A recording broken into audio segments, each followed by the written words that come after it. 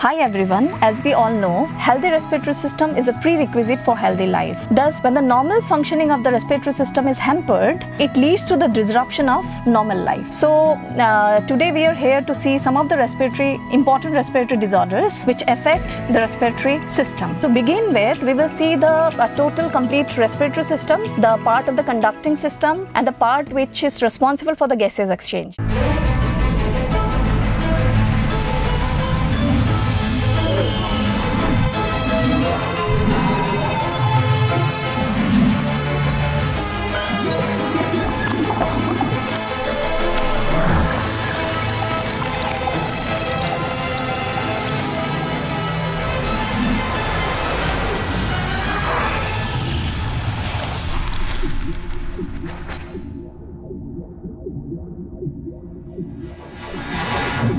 First, see the diagram over here. This is the complete respiratory system. Okay, complete respiratory system is actually include what? It's starting from the nose up to the alveoli. So I'm just writing the complete track over here. Complete respiratory system. So आपको तो diagram यहाँ पे दिख ही रहा है. Complete respiratory system में normally क्या होता है? It's starting from nose. Okay, I'm just writing over the point. Nose, जिसे हम nostrils भी बोल सकते हैं. Then after that, a particular common passage of food and air is there, that is pharynx.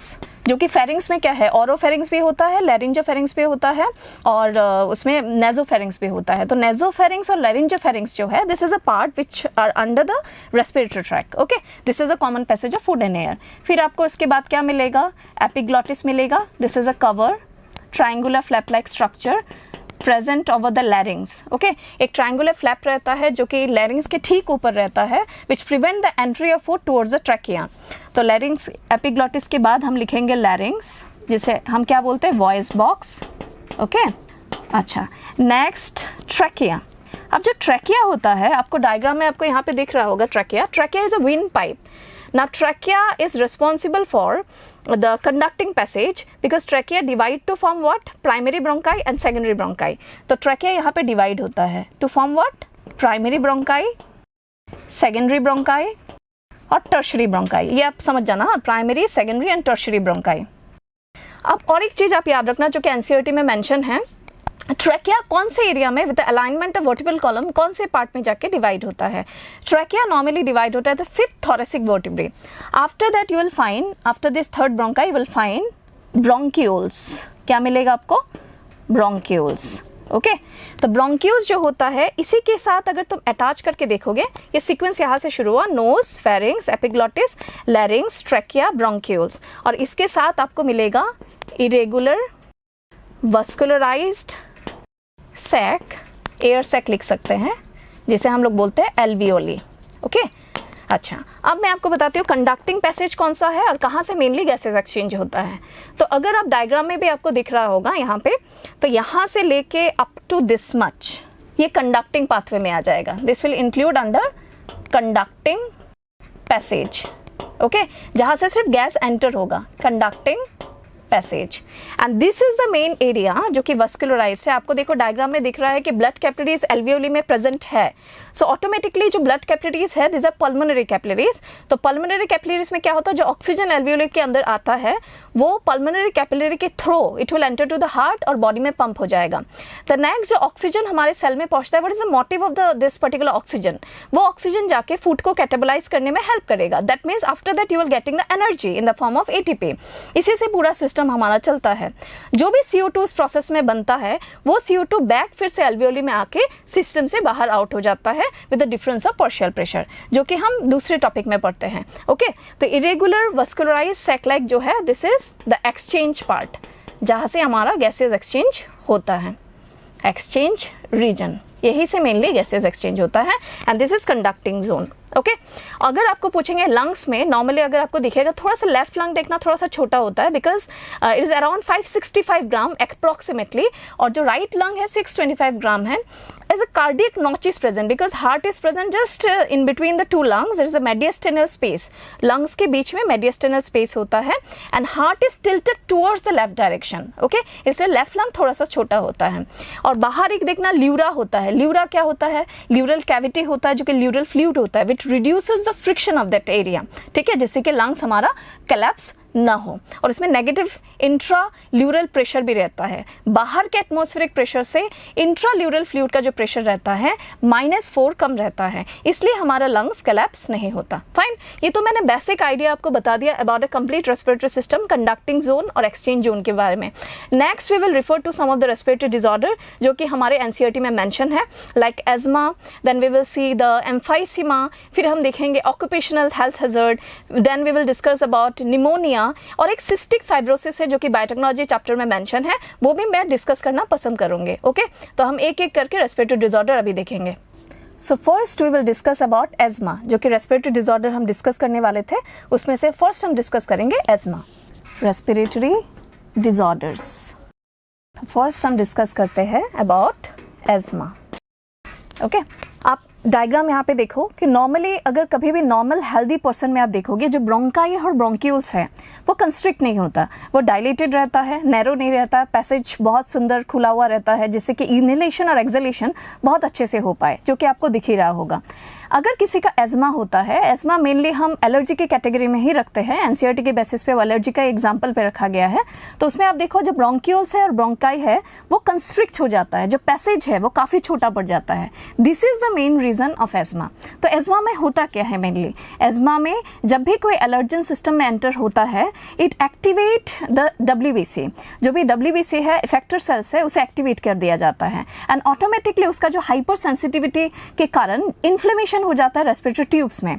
Respiratory tubes में जब inflammation होता है तो ब्रोंकाई और ब्रोंक्यूल्स का जो पैसेज है वो काफी हद तक छोटा पड़ जाता है, जिसे हम लोग बोलते हैं कंस्ट्रिक्शन, ठीक है। तो ऑटोमेटिकली रेस्पिरेटरी ट्यूब अगर कंस्ट्रिक्ट हो गया, जो पैसेज है, कंडक्टिंग पैसेज है ना, तो वहां से जो ऑक्सीजन एंटर होगा एल्वियोली में वो अच्छे से एंटर नहीं हो पाएगा। अगर एल्वियोली में अच्छे से ऑक्सीजन गया नहीं, वहां से एक्सचेंज होकर बॉडी में नहीं जा पाएगा, तब आप समझ ही पा रहे हो पूरे जो नॉर्मल फंक्शनिंग है बॉडी का पूरा हैम्पर होगा। ओके, तो एज्मा में नॉर्मली क्या होता है वो मैं तो आपको लिख के देती हूँ। Asthma is actually because of inflammation of bronchi, जो कि primary, secondary and tertiary bronchi and bronchioles. Okay, अब आपको कंफ्यूजन हो सकता है कि इन्फ्लेमेशन क्या है। Inflammation is nothing but a swelling plus pus formation हो सकता है किसी केस में, थिकनिंग हो सकता है, इचिंग हो सकता है, इन्फ्लेमेशन उसे बोलते हैं। तो नॉर्मली अगर इसमें देखेंगे हम, इन्फ्लेमेशन यहाँ पे मेन कर रहा है swelling of the respiratory tube, अंदर से जो भी पैसेज है वो छोटा पड़ जाता है, ठीक है। तो वो तुम्हें याद रखना है, इन्फ्लेमेशन होता है and it's because of a hyper sensitive reaction, hyper sensitive reaction के साथ ये एसोसिएटेड है। हाइपर सेंसिटिव रिएक्शंस को ही हम क्या बोलते हैं, एलर्जिक रिएक्शंस बोलते हैं। दैट मीन्स ये रिएक्शन किसी एलर्जन के लिए हो रहा है। और एक चीज याद रखना है आपको, एलर्जन सभी में अलग अलग हो सकता है। किसी का एलर्जन पॉलन ग्रेन हो सकता है, किसी का एलर्जन कोई पेंट हो सकता है, नॉर्मल पेंट अगर करते हैं घर में ही करें, और या तो किसी का फ्लावर से हो सकता है, किसी का किसी और चीज से भी हो सकता है। तो एलर्जन सब में वेरी करता है। तो हाइपर सेंसिटिव रिएक्शंस और एलर्जिक रिएक्शंस ही क्या है, हमारा इन्फ्लेमेटरी रिएक्शंस है, इन्फ्लेमेटरी रिएक्शंस। तो इन्फ्लेमेटरी रिएक्शंस में जनरली इस केस में आपको दिख ही रहा होगा पूरा स्वेलिंग हो जाता है एरिया, जिससे कि ट्यूब छोटा पड़ जाता है। ओके, तो स्वेलिंग ऑफ, फिर से मैं यहाँ लिख दे रही हूँ, swelling of respiratory tube. Okay, mainly आप एनसीईआरटी के बेसिस पे एरिया याद रखना, ब्रोंकाई और ब्रोंक्यूल्स। क्लियर। एक चीज और याद रखना है, जो उसका कैरेक्टरिस्टिक साउंड है उसे हम लोग बोलते हैं वीजिंग साउंड। तो एज्मा के साथ एक कैरेक्टरिस्टिक साउंड एसोसिएटेड रहता है, उसको हम लोग बोलते हैं वीजिंग साउंड। ओके, ये एग्जाम में आपको पूछ सकते हैं वीजिंग साउंड, ये आपको ध्यान रखना है। नेक्स्ट आपको याद रखना है, कभी कभी इतना ज़्यादा सीवियर हो जाता है एज्मा का अटैक कि उससे एनाफिलैक्टिक शॉक हो सकता है, जिसमें जो कंस्ट्रिक्शन होता है वो काफ़ी हद तक ट्यूब को छोटा बना देता है and it will totally stop the air way, जब air passage towards the alveoli. तो ऑटोमेटिकली जो इनहेलेशन प्रोसेस है पूरा का पूरा बंद भी हो सकता है। तो उसका क्या उपाय है, व्हाट आर द ट्रीटमेंट जिससे कि हम एज्मा को ठीक कर सकते हैं, ये आपके एनसीईआरटी में मेंशन है। In human health and diseases जब भी कोई एलर्जिक रिएक्शंस होता है, जैसे कि पकड़ लेते हैं हम एज्मा, उसमें हम क्या क्या ऐसे यूज़ करते हैं जिससे कि हम उसे उस पैसेज को फिर से डायलेट कर सकते हैं। सपोज हम यूज़ कर सकते हैं एड्रेनालिन। आपको पता है कि जो एड्रेनालिन होता है, एड्रेनालिन एक नॉर्मल नेचुरल हार्मोन है जो सिक्रीट करता है एड्रिनल मेड्यूला। ओके ये एड्रेनलिन पम्प्स में भी रहता है। आर्टिफिशियली वो पंप लेने से हमारा जो यहाँ पे कंस्ट्रिक्शन हुआ है वो फिर से नॉर्मलाइज होके पैसेज फिर से डायलेट हो सकता है। नेक्स्ट है आप देखोगे एंटीहिस्टामिन। आपको पता होना चाहिए कि जो मास्ट सेल है और बेसोफिल है they have a capability of secreting certain secondary chemical messenger जिसे हम लोग हिस्टामिन बोलते हैं। हिस्टामिन एक बायोलॉजिकल एक्टिवेटर है, एक बायोलॉजिकल एक्टिव एमाइन है जो हमारे सिस्टम में WBC को एक्टिवेट करने में हेल्प करता है। अगर उसका एक्टिविटी कई गुना बढ़ जाता है तब जाके इन्फ्लेमेशन हो सकता है। तो हम देख रहे हैं कि एज़मा में काफ़ी हद तक कंस्ट्रिक्शन अगर हो चुका है तब हमें ब्रोंकोडायलेटर का यूज़ करना पड़ता है या तो एंटीहिस्टामिन ड्रग्स यूज़ करना पड़ता है। तो एंटीहिस्टामिन ड्रग्स में आपको मिलेगा लेवोसिट्रिजिन। मैं एक सिंपल सा एग्जांपल बोल रही हूँ जो डॉक्टर ही आपको प्रेस्क्राइब करने से लेना बेटर है कि नॉर्मली लेवोसिट्रिजिन सेट्रिजिन जो होता है उससे जो इन्फ्लेमेशन है वो रिड्यूस हो सकता है। नेक्स्ट मैंने आपको एड्रेनलिन के बारे में बोला और एक है जो आपके बुक में मेंशन है that is cortisol. Cortisol is a one form of steroid okay जो कि डिराइवेटिव ऑफ लिपिड है और सीक्रेट होता है एड्रिनल कॉर्टेक्स से। कॉर्टिसोल भी अननेसेसरी इन्फ्लेमेटरी रिएक्शंस को रोकता है और WBC को सप्रेस करने में हेल्प करता है।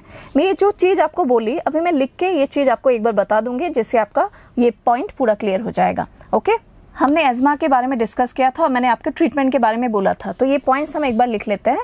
What are the points which is related to the treatment of asthma.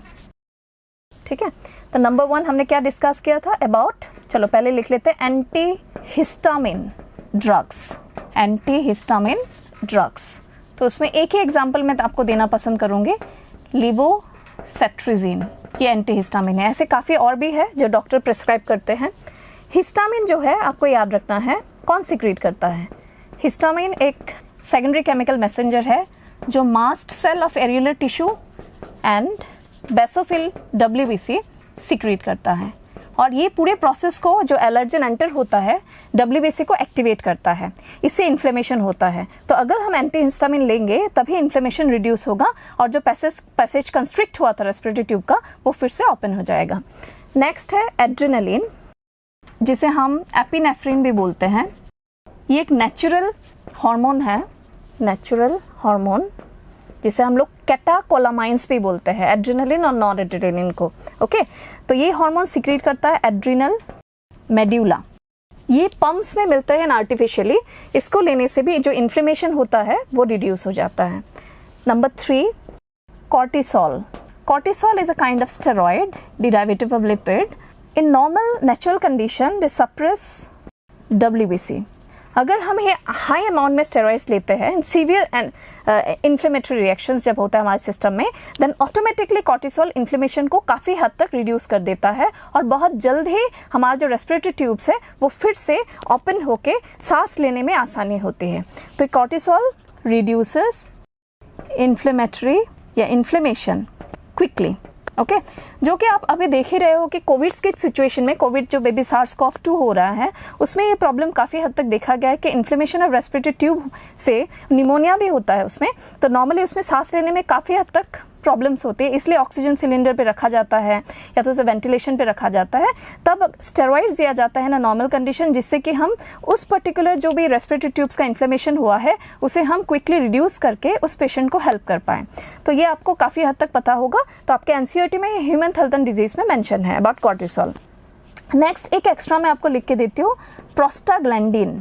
Prostaglandin भी एक हार्मोन है जिसे हम लोग बोलते हैं पैरा हॉर्मोन्स, क्योंकि ये हमारे बॉडी में किसी भी एंडोक्राइन ग्लैंड से सीक्रेट नहीं होता, कुछ स्पेशल सेल है जो इसे सीक्रेट करते हैं, इसलिए इसे पैरा हॉर्मोन्स बोलते हैं।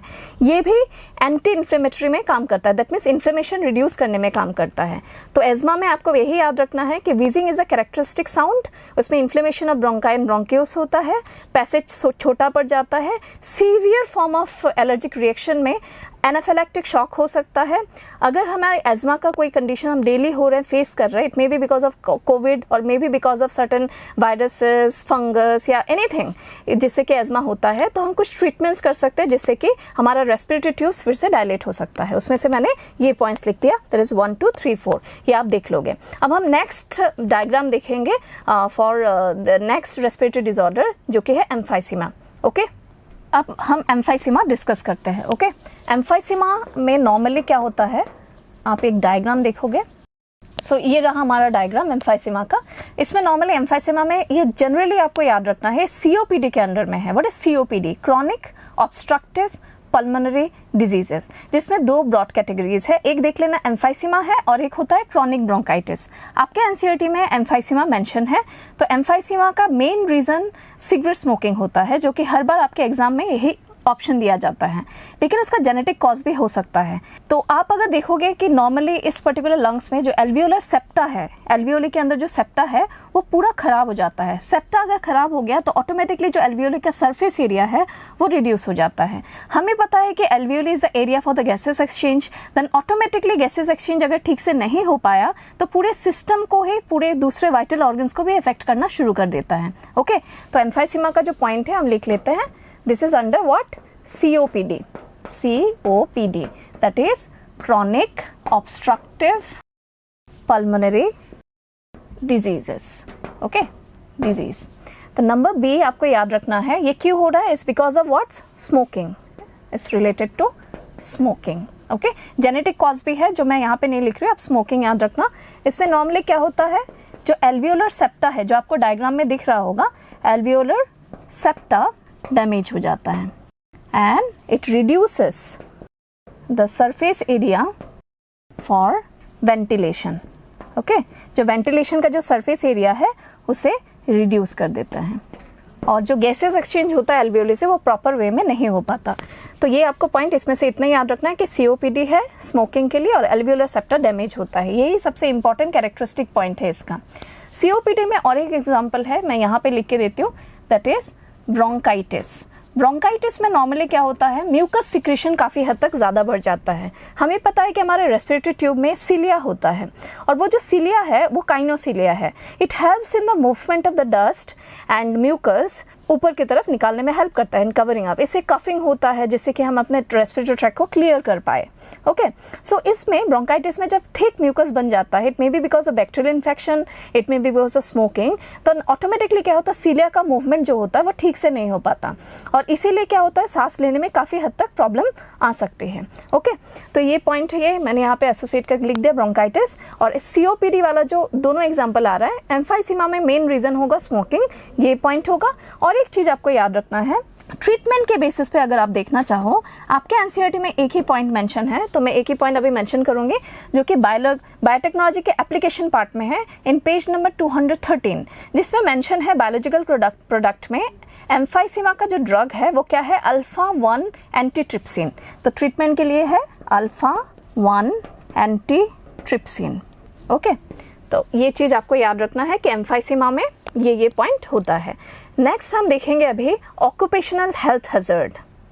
तो चलो हम अभी ऑक्यूपेशनल हेल्थ हैजर्ड देखते हैं, जो कि आपके ब्रीदिंग एंड एक्सचेंज गैस में उसी चैप्टर में दिया हुआ है।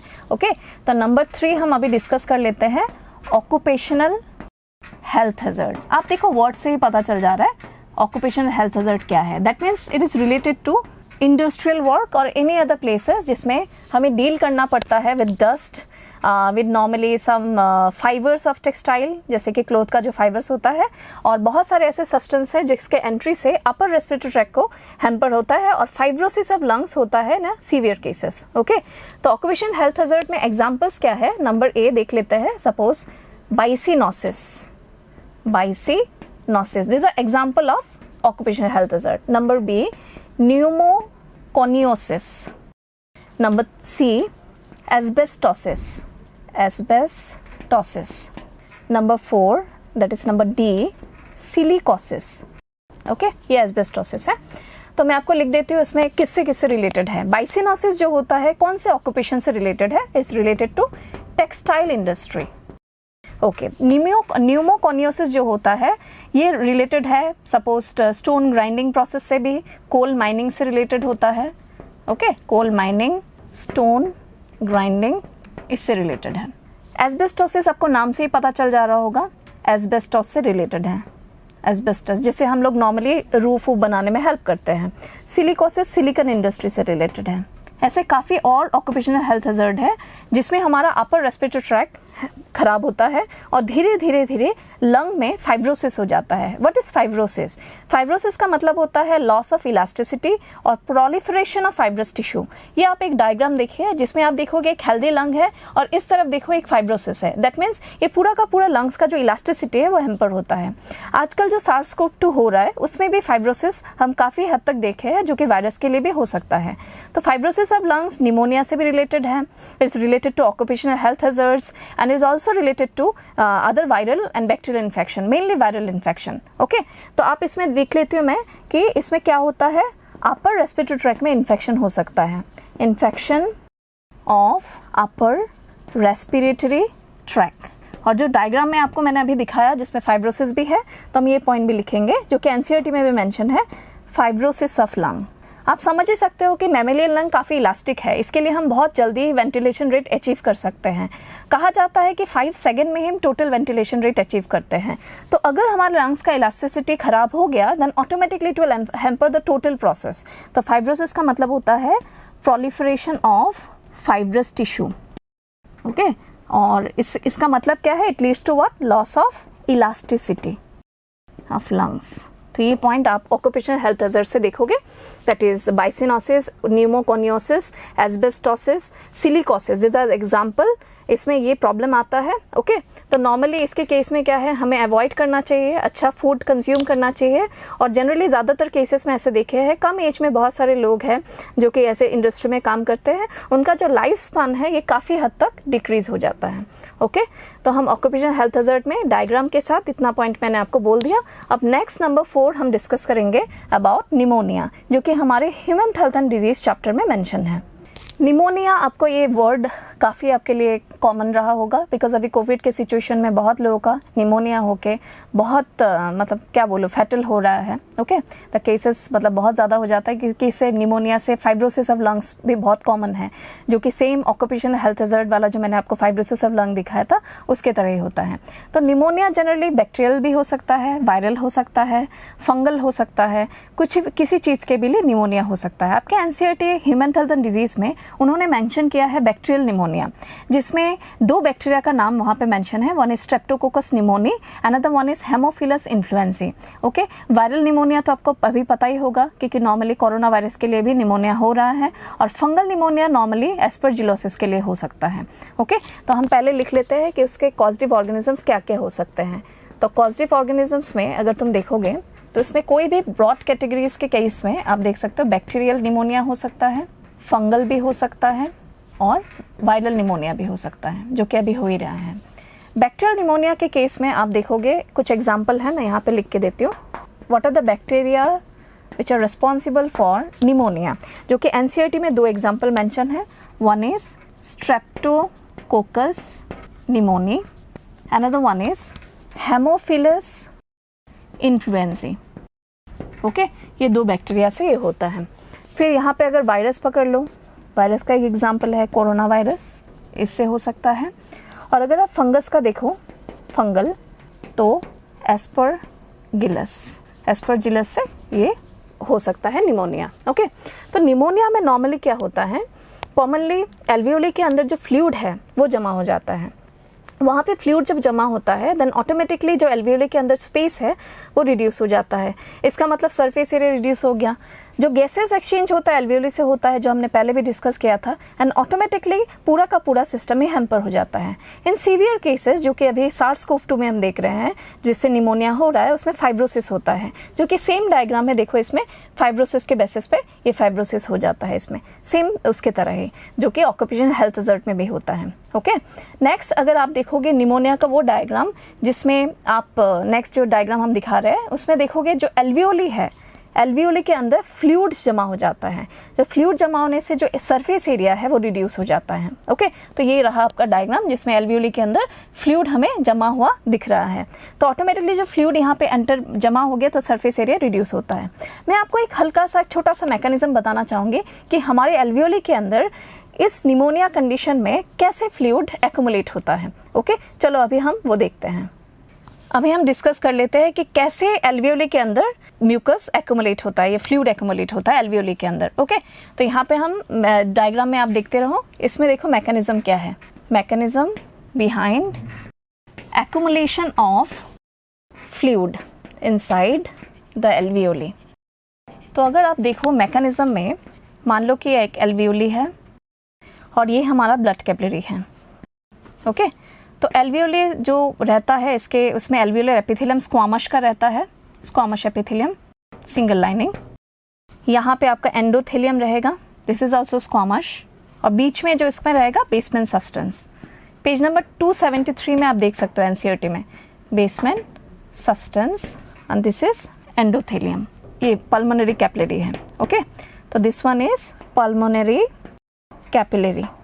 पल्मोनरी कैपिलरी में ये जो लाइनिंग है, मैंने अभी क्या कहा था आपको, ये है एंडोथेलियम, दिस इज एंडोथेलियम जो कि स्क्वामश ही है. और ये भी क्या है, एल्वेओली एपिथेलियम, ये भी स्क्वामश लाइनिंग से ही बना हुआ है. तो होता क्या है, जब बैक्टीरिया एंटर करता है, मान लो ये बैक्टीरिया है, तो बैक्टीरियल सेल्स क्या करते हैं, एंटर करते ही यहाँ पे कुछ स्पेशलाइज सेल रहता है जिसको हम लोग बोलते हैं टाइप 2 एल्वियोलर सेल, ओके जिसमें नॉर्मली क्या रहता है, लेसिथिन रहता है, एक phospholipid, it act as surfactant जो कि एक्सपांशन में हेल्प करता है. ऐसे और भी है जिसे हम टाइप 1 एल्वियोलर सेल भी बोलते हैं, जिसमें लेसिथिन नहीं होता. क्लियर हुआ? तो ये एल्वियोली है, स्क्वामश लाइनिंग है, सिंगल लाइनिंग, बेसमेंट सब्सटेंस है इन दोनों के अंदर बीच में, और ये है आपका blood capillary, that is pulmonary capillary, और एंडोथेलियम है.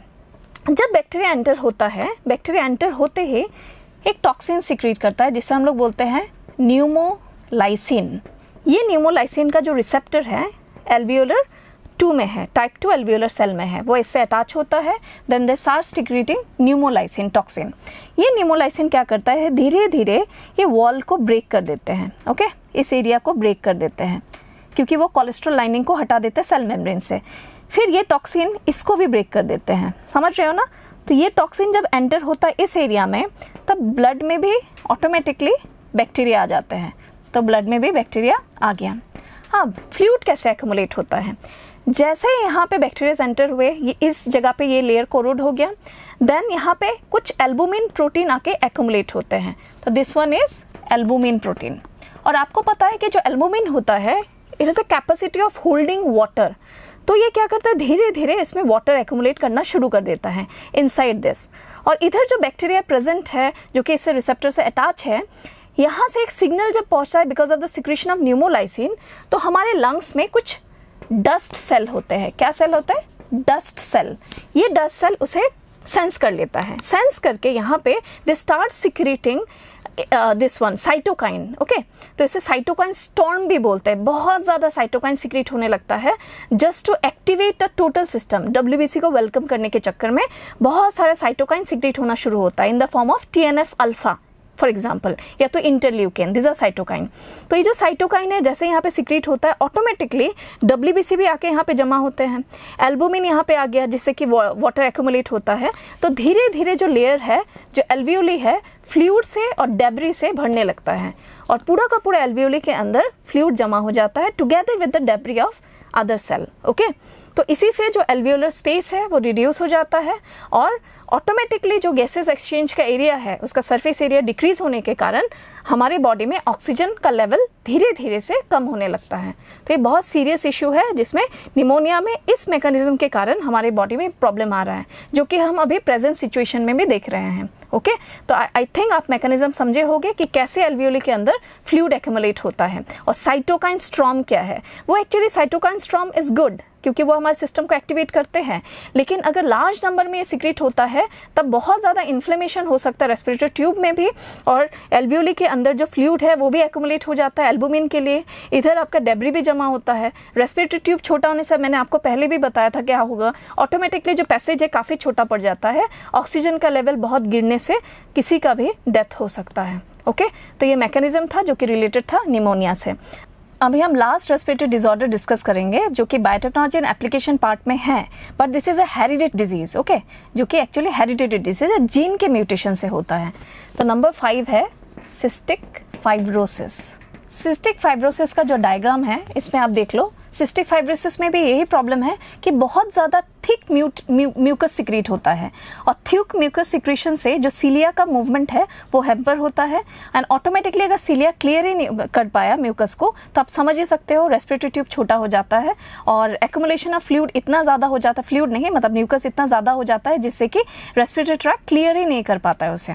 तो मैंने आपको एक चीज़ बोला था कि सीलिया जो होता है हमारे रेस्पिरेटरी ट्रैक्ट में क्या है, काइनोसीलिया है। तो काइनोसीलिया मूवमेंट तब कर पाएगा अगर उसमें थिन म्यूकस है और आराम से वो क्लियर करके उसको रेस्पिरेटरी ट्रैक्ट को साफ रखता है। बट इसमें प्रॉब्लम ये है कि जीन का म्यूटेशन हो जाता है, वो भी क्रोमोसोम 7 में। क्रोमोसोम 7 में प्रॉब्लम आता है तो ऑटोमेटिकली उसके म्यूटेशन से, एक्सेसिव म्यूकस सिक्रीशन से सीलिया भी काम नहीं कर पाता है ठीक से। ओके, तो मैं ये पॉइंट आपको लिख देती हूँ। सिस्टिक फाइब्रोसिस किससे होता है? जीन म्यूटेशन से होता है। ये एक हेरिडिटरी डिजीज है, autosomal recessive inherited disease. Okay, जिसमें कौन सा क्रोमोसोम में म्यूटेशन होता है? क्रोमोसोम नंबर 7, क्रोमोसोम 7 उसमें म्यूटेशन हो जाता है। आप उसमें देखोगे एक CFTR करके एक जीन होता है, CFTR जो होता है एक्चुअली यही है cystic fibrosis transmembrane conductance regulatory gene. तो जब cystic fibrosis transmembrane conductance regulatory gene का म्यूटेशन होता है, then automatically mucus secretion high हो जाता है। जब इसमें म्यूटेशन होता है म्यूकस सिक्रीशन थिक होता है, या तो थिक म्यूकस सिक्रीशन होता है, ये समझ जाना। हाँ, म्यूकस सिक्रीशन काफ़ी थिक होता है और हमारा जो रेस्पिरेटरी ट्यूब है उसमें ज़्यादा म्यूकस अगर एक्युमुलेट हो गया, उसे सीलिया क्लियर नहीं कर पाता है, तब भी जाके ये प्रॉब्लम आता है कि हम सांस नहीं ले पाएंगे। ओके, और एक चीज़ आपको याद रखना है, सिस्टिक फाइब्रोसिस सिर्फ लंग से ही रिलेटेड नहीं है, ये हमारे लंग्स को, फिर डाइजेस्टिव सिस्टम को, पेनक्रियास को, सभी को ही अफेक्ट करता है। ओके, तो सिस्टिक फाइब्रोसिस मैंने इसीलिए इसमें कहा क्योंकि ये लंग से रिलेटेड है और थिक म्यूकस सिक्रीशन होने से पैसेज पे फर्क पड़ता है, जो कि आपको डायग्राम में इसमें दिख रहा होगा, जो थिक यहाँ पे म्यूकस बना हुआ है। क्लियर? तो हमने आज रेस्पिरेटरी डिसऑर्डर डिस्कस किया, एज़मा किया, एम्फाइसीमा किया, ऑक्यूपेशनल हेल्थ हैज़र्ड किया, निमोनिया किया और सिस्टिक फाइब्रोसिस किया, जो कि आपके एनसीईआरटी में मेंशन है सभी। आप एक चीज़ याद रखना कि जो लंग्स है ये हमारा प्राइमरी वाइटल ऑर्गन है, इसीलिए उसका देख रेख करना, उसका ख्याल रखना हमारी ज़रूरत है। ओके, जो कि इस सिचुएशन में हम फेस कर रहे हैं और बहुत ज़्यादा प्रॉब्लम भी फेस होता है अगर लंग्स का फंक्शन डिसरप्ट हो गया। तो एक सिंपल सा एक्सरसाइज नॉर्मली बहुत सारे डॉक्टर्स ही बोलते हैं, सिंपल जोर से सांस लेना, जो कि आपके एनसीईआरटी में ब्रीदिंग एंड एक्सचेंज में डिस्कस किया हुआ है, that is IRV and ERV। Inhalation का जो प्रोसेस है, अगर हम फोर्सफुली करें, जोर से सांस लेना या जोर से सांस छोड़ना, तो ऑटोमेटिकली हमारे जो लंग्स का एक्सरसाइज अब जब करेंगे तो हमारा लंग्स हेल्दी रहेगा और रेस्पिरेटरी ट्रैक भी हेल्दी रहेगा। एक छोटा सा सजेशन मैं भी आपको यहाँ पे देना चाहती हूँ कि जो सीलिया होता है, काइनोसीलिया, वो हमारे लिए बहुत इंपॉर्टेंट रोल प्ले करता है क्योंकि वो जर्म्स और म्यूकस को क्लियर करता है।